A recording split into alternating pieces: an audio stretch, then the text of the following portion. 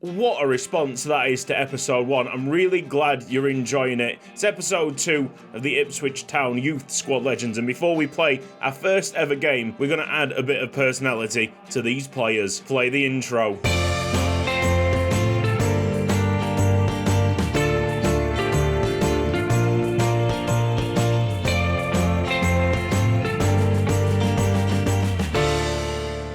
So the 25 players introduced last episode, you know them, kind of. We got some personality to add. I'll not go through every single one in great detail. Might have a video on the extra channel tomorrow about that. I'm in is the arms, Andy Parry is the penalty king, Robert Upton is the claimer, George Ormrod is the waterlog, Sean Smith is the lockpicker, Kerim Aidian Bilgem is the fine diner, Yasuki Okamura is the streamer, Wesley Martina is the Norwich fan, Hidapaland is the toxic terror, Blazej Studnitsky, I think that's how you say it, is the arachnophobe, Demar Ocon is the lumpet, Trevor Westberg is the buff up, Wes Morris McKenzie is the gap year, Scott Williamson, strangely enough, is the glass cannon. That added injury prone trait. He's already injury prone, so best case scenario. Ralp is the nightmare, Ferguson is the springback, the raging bull, Gavin Grierson, Mark Tagai is the deep sleeper, Ronaldo Hinostroza is the bubble, Harry Beasley is the frisbee guy, Lamin Sekar is the fool's gold, Yaroslav Grizib is the supercharged, Winko is the pop artist, Tua Kifalele, Settle is the cough, and Luca Eibner is the eternally grateful. So who wins and loses out of all those personalities? Well, Luca Eibner has got one of the best ones, and he's already our highest potential player, so I think we're going to see him all the way through the series. Biggest winner, probably Grizib, because his personality is a good one, and Sekar's is a bad one. Because Hidapalan is toxic and might want to leave the club eventually, we've got more reliance on Studnitsky. We'll run through them in greater detail with a video on the second channel. I might put the second channel's link down in the description box, or you can search Cutsy Extra on YouTube, it'll be right there. We've also got proper scenarios for the end of the episode, and how we're going to do it, we'll have one positive scenario for a player that's performed well this episode, and one negative scenario for a player that's played terribly this episode. With the squad that we've got, I think that the club should be aiming for about a 15th place finish. So that is the season objective. If we don't make that, Hidapaland has a 50% chance of leaving. Before we get on with the game, the only player positionally affected by the personalities is Winco. He's got a plus 15 in long shots. Now, if he changes to a striker, how many chances will he have to unleash them long shots? Not that many. He's going to try and get in behind the defence. So maybe it's better off trying to develop him as a central midfielder. We'll see how things go. Someone did point out in the comments that Trevor Westberg was not a wing-back. His stats definitely don't say that he's a wing-back. 39 defending, 45 physical. He's got to change into a winger. I'm all over that. It's only going to take him 4 weeks, and I'm sure his overall is going to go shooting up. So really, if we wanted to, we could have an American side with Ormrod and Westberg together. The best player of this episode receives the biggest reward of the series. It's the captain's armband. How about that for some motivation? Swindon Town against Ipswich is the first game of the League 2 season. Ipswich down in League 2. Their path back to the Premier Division starts right now.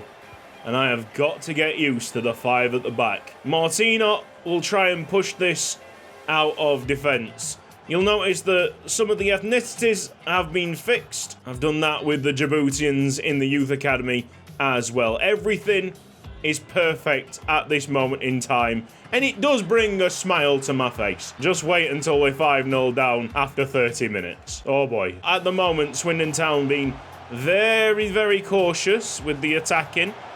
Ocon could be one of our... Oh, there you go. Well, Swindon Town have scored, and we are losing. Questions have to be raised on the centre-backs. Ocon was a bit isolated there. Oh yeah, this is a debut to remember, all right. One of them Swindon players is called Payne, and that's certainly something that I'm experiencing right now. As I've just noticed, Our Japanese centre-back has got a slight injury and we go 2-0 down. Well, I was going to teach Hiddepoland a little bit of a lesson in humility and, you know, just to calm him down a little bit. But no, the toxic terror. It's a red card! It's a red card! Get sent off! 15th place looks very, very far away. I'm telling you right now. Hiddepoland and Studnitsky do carry the ball out well. Okay, there's a red card. That's a surprise. It wasn't a good challenge by any stretch of the imagination, but it shouldn't have been a red card. In comparison to the one that was only given a yellow, Lamin Seka has time. There's a ball. It's a quality pass. What a save by the goalkeeper. Nothing wrong with the settled shot. Who's this big boy? In. Oh, the box. Martino sticks it over the crossbar. Would be quite embarrassing to concede to 10 men. And that's exactly what we've done. They're very good at keeping the ball, these lot. I've seen worse starts, okay? Wing-backs are already set to join the attack, but also one of the centre-backs, please, let's not, no, not play as a striker, no. Overlapping centre-backs. Beasley shouldn't be the one that's staying back through the attacking phase, so we'll have Ferguson do that job. Make sure the attacker's getting in behind and definitely stay forward when we're defending. Should offer a little bit more this. Second half, will drop to Beasley. Not the greatest of the touches. He's chasing his own touch. Keeps it in. Oh, it's it. Big, big chance for Ipswich Town. It's to Ocon and wide. Seko. Keep onside, settle, not on target, and offside. Why have you... I don't know why you've broken that line, mate. It was pretty easy to stay onside. Winco and Grierson are on. That's a lovely ping out to Grierson. Go on, Winco. Go on, open it up for me. Think he's onside. A beautiful first touch that I don't even think he meant. They're flicking it off his heel.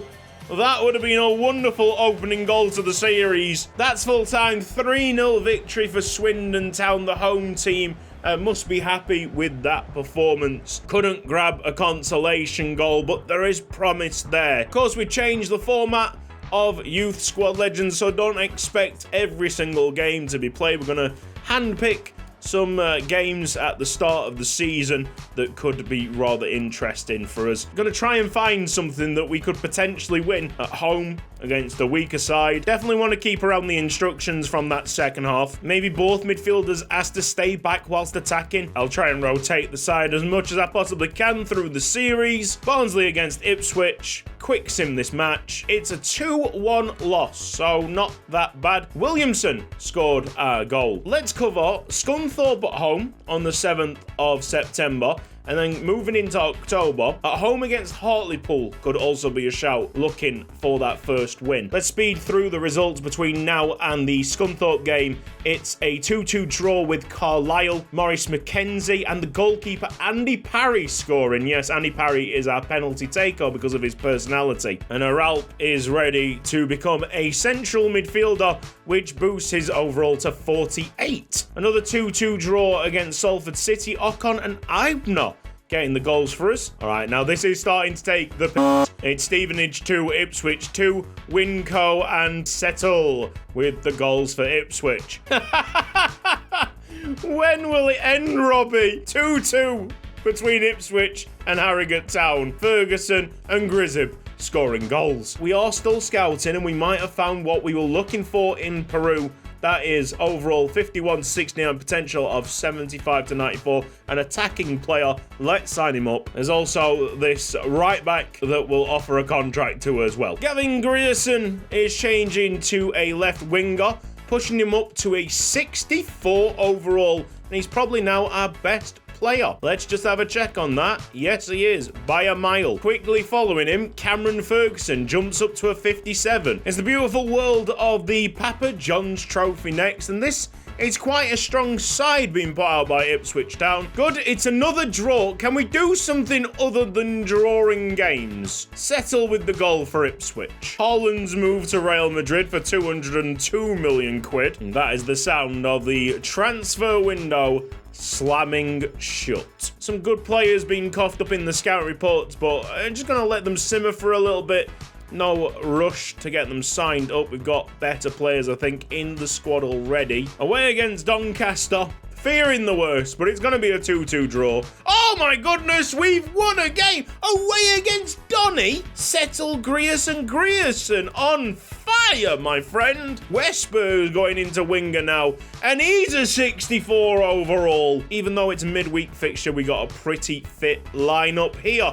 Ipswich Town against Scunthorpe United. We're going to play this one. This glorious stadium definitely deserves a better team on the field than what it currently has. Ocon yet again relied upon to clean things up on the right-hand side. Aralp, yes, nice at passing. And nothing else, he's just a pass merchant at the moment. Come on, Aralp. Rides that challenge, hopefully. Oh, he's injured, great. Well, that might be the end of Aralp. Great, cool, thanks, Scunthorpe. Cheers, lads. Grizib's got so much space on that left-hand side. We just need to hit him. We definitely got a chance here if we can play our passes right. Yeah, again, Grizib on the left-hand side, begging for it there. Lovely interception by Ocon. Now then, no, we just can't find that left-hand side to save our lives. Hit a Paland with the standing tackle. Nice turn by Ormrod. We finally get Grizib in. There we go. Grizib surely will receive this pass. Skips past the challenge. This is better by Grizib. He's cut inside. It's a goal for Ipswich Town. That's much more like it. Yaroslav Grizib, get in there. Right. I think that's on Martina. We'll have to have a look at the replays. Not impressed by the free agents. Okamura, Wesley Martina might be shown the door very quickly, especially with actions like that. Martina, I mean, Jarvis was the man that he should have been marking, and yet he decided to go onto the other side of the pitch and help Okamura with his marking. Ay, ay, ay. Boy, oh boy, that's going in as well. Right, well, we had to be very patient with our goal, and it eventually happened. Unfortunately, it's then opened the floodgates for Scunthorpe for some reason. Onside, played on by Hidapaland, who was 5 yards behind all other defenders. Williamson's taken out. Thank you. Oh, it's another sending off. The AI don't really know how to behave themselves. Yeah, Ocon might be the best player in all of this. Go on. Hinostroza, heads on. Yo, Williamson, take your time. I was thinking about a long shot. Bad first touch and we've lost the ball. Another attack started by Ocon. Grierson's just offside. Hinostroza has had a better second half. He has recovered. Unfortunately, the defences bed. Great ball. Grierson scored. Get in there, lads. That's full time. An underwhelming performance in all honesty. But we've seen goals. That's all I can really say about that. We've seen goals. Oh yeah, Aralp's done. It's over. I mean, 7 months. He was one of the lowest overall players anyway. That is shocking. Just a shocker. It's gonna have to be a release. There's no way he's coming back from that. We have a stunner in the youth academy, Benedict Arling, who we got right at the back end of episode 1. His potential range now is 87 to 94. The only issue that I've got is the best performing player at the moment is Ocon at right back, so how is it all going to work? We could possibly turn this guy into some sort of central midfield player. Jasper Gerritsen's not going to be good enough. We'll take this lad from Liechtenstein, a 15-year-old possible left midfielder, could be central midfielder. Interesting to be on this side of it. Leyton Orient against Ipswich Town. Not cheering on Leyton Orient. What's the score going to be? 2-2. It's a double from Westburg. An incredibly positive result there at home against Tranmere Rovers. Settle getting 2. The first one struck by Ferguson. We also had a penalty missed by Secker, I think, which is weird because we only had 3 shots. So how does that work out? Man simply passed the penalty to the goalkeeper. Away against Barrow, and that's a loss of 3 goals to 2. Winco not winning this time. Maurice McKenzie grabbing the goals. We have reached the end point, our final game of this episode at Ipswich Town against Hartlepool. Results-wise, it's not been bad at all. I wouldn't be surprised if we were 15th place. Grierson, back heel, Ocon, the two fighting it out really for the positive scenario at the end of the episode. Header down, Beasley smashes it towards the goalkeeper. And we get ourselves a corner kick. Martina, do you lock on? No. Studnicki! Nowhere near the goal. Top goal scoring teams. Oh, look. We've scored more than anybody else in this league. I'm so surprised at how aggressive League 2 is. I expected it in the Premier League, but this is different gravy. Oh, it's been hacked down again. Oh, what's all that about? Someone settled down this AI. No wonder why people want to see Menu Simulator instead of career mode YouTubers actually playing the games. This thing is busted. Outside. That is not outside, but it's a wonderful pass to Westberg. All the way across. First touch. Seka smashes the post and then hits the goalkeeper in the face. Lamin Seka with the chase and a big standing tackle. He's whacked one of the centre-backs. He's on his way. Lamin Seka has made a huge difference since coming on, but he needs to find the back of the net. Lamin Seka asking for the ball. That's it. That's it. Lamin Seka has been flying since coming on. Here comes Lamin Seka with another one of them standing tackles high up the field. Played it across, and that's the win. It is Tualele.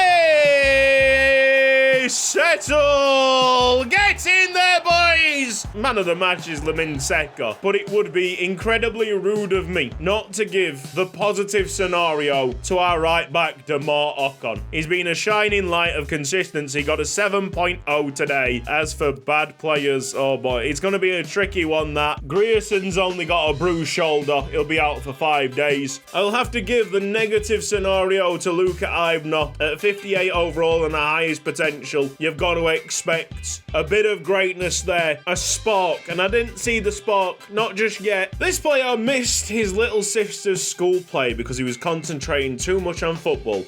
He needs to reassess what is important to him. It's -1 potential. And Demar Ocon, this player becomes the king of pre-match music. Because of his absolute fire playlists, the other lads love him.